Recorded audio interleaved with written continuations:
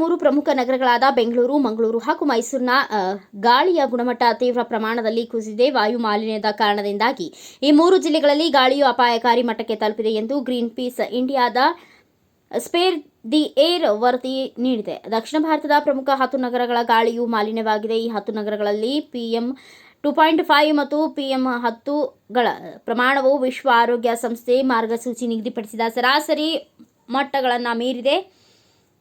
ಇದನ್ನು ಈಗಾಗಲೇ ನಿಯಂತ್ರಿಸದಿದ್ದರೆ ಆ ಗಾಳಿಯನ್ನೇ ಉಸಿರಾಡುವ ಜನರ ಆರೋಗ್ಯಕ್ಕೆ ಅತಿ ಕೆಟ್ಟ ಪರಿಣಾಮ ಬೀರಲಿದೆ ಎಂದು ಗ್ರೀನ್ ಪಿನ್ ಇಂಡಿಯಾದ